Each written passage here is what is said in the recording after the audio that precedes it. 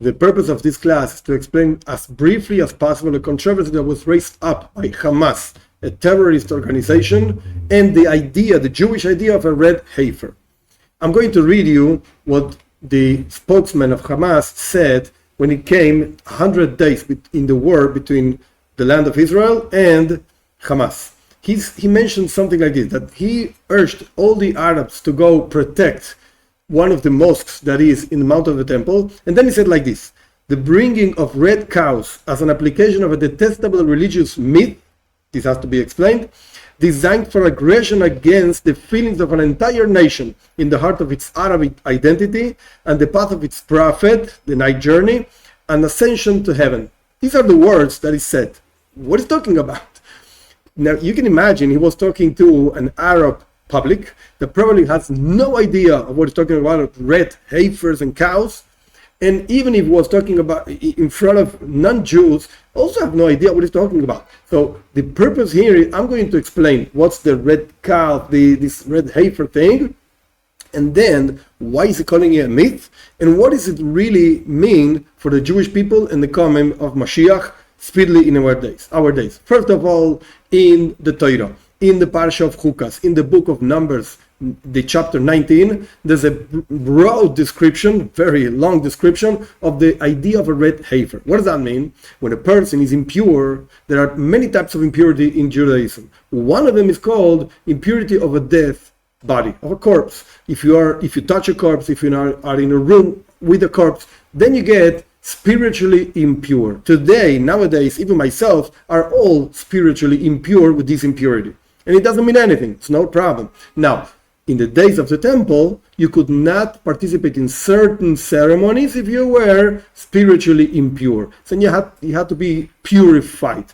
What was the process of purifying a person of this type of impurity? So, a red heifer was taken to the olive mount of olives, and over there slaughtered. The blood was taken into a thing and sprinkled in the direction of the temple. That means there was a pretty big distance between one mount and the other mount of the temple and the Mount of Olives. The blood was just sprinkled in that direction, and then this cow was burnt and made into ashes. Those ashes were taken and mixed with water from a very special spring, whatever. Then this water together with myrtle was sprinkled twice in a week, third day and seventh day, on the person that was impure, and he became pure.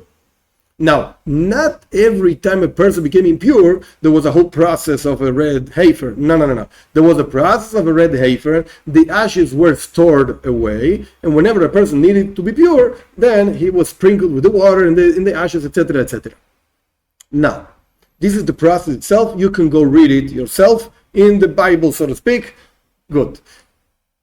Hamas calls this a religious myth. Now, we have to understand, first of all, this is in the Torah. I just explained, I just showed you the source. And this is pretty, very earlier than Muslim idea, than Islam. Second point is mentioned in the Mishnah. The Mishnah is a book written around year 200 of the Common Era, before Islam ever appeared.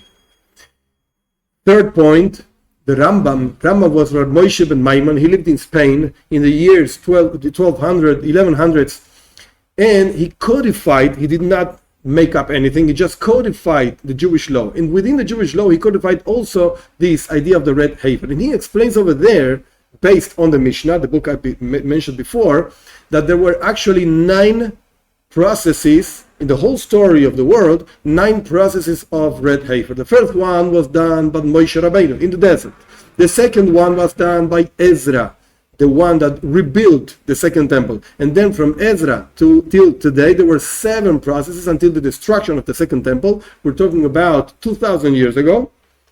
And we're waiting for Mashiach to come and do the 9th red heifer in order to purify everybody, and everybody's going to be happy. Now, hear these words. We're waiting for Mashiach to do the 10th red heifer.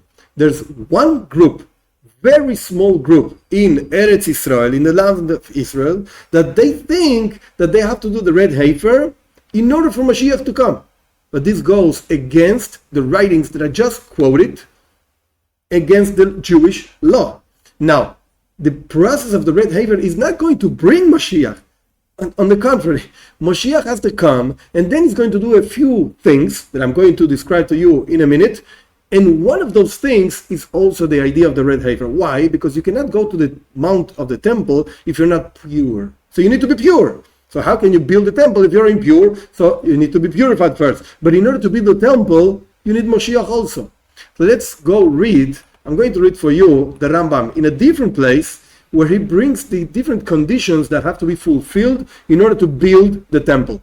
And he says like this: if a king will arise from the house of David, that means Mashiach has to be a descendant of David, and in a different place, the Rambam writes, he also has to be a descendant of Shlomo Melech, King Solomon. It's a very interesting thing, because Christians have the idea that Mashiach has to descend from David, but not from King Solomon, because Jesus didn't descend from King Solomon. It's a problem they have. Whatever, we don't have that problem. So if a king will arise, writes the Rambam, from the house of David, who diligently contemplates the Torah and observes its mitzvahs, its commandments, as prescribed by the written law and the oral law, as David, his ancestor, will compel, this is the first thing, he has to be a descendant of David and Solomon. Second point, he will compel all Israel to walk in the way of the Torah.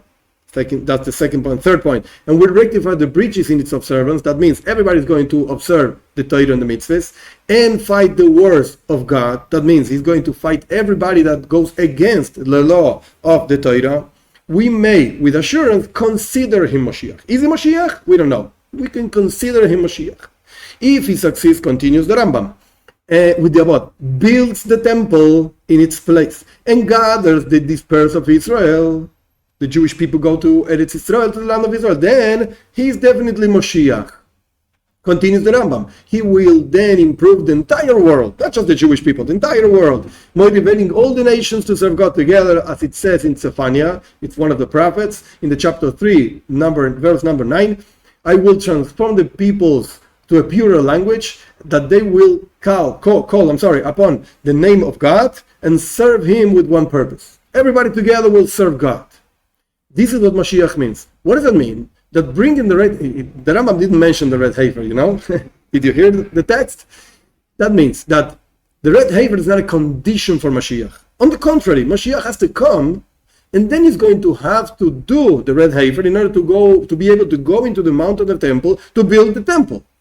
He's going to build the temple. That's what the Rambam is saying. And then gather everybody over there, all the Jewish people, and we're sure he is Mashiach.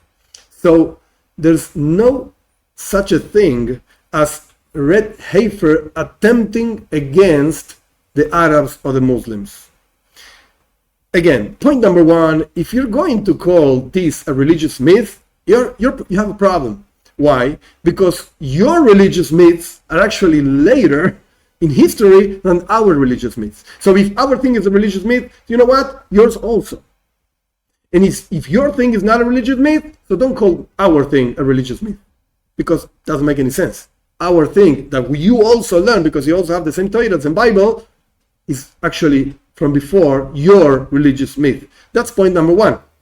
Point number two, how can you justify attacking innocent people, violating women, decapitating babies, because somebody brought few cows from the United States into the land of Israel, and then that gives you the permission to... No. You're just trying to justify a terrible thing you just did with no real justification. So what comes out of this for us? Point number one, when you have such information, when you receive such ideas, you have to check the sources. Go look if this is real or not in our sources. That's point number one. And point number two, Moshiach has to come in order to build the temple. That's what it says in the sources. Not the other way. Not build the temple and then Moshiach comes. Moshiach has to come. So what do we have to do? Each one of us has to observe their commandments. Jews have to observe 613 commandments, and non-Jews have to observe the 7 commandments and all the ramifications they have in order for Mashiach to come. And when he comes, even the Muslims are going to recognize his Mashiach, as it says in Tzefania. The prophet says this. Everybody is going to recognize him. Everybody is going to serve God. Everybody together. So what comes for us? We have to do our best in order to bring Mashiach. And then, of course, everybody's going to be happy to rebuild the temple, even on top of the mosque. Who cares? Everybody's going to be very happy. We don't need to go and break it. Mashiach is going to take care of it.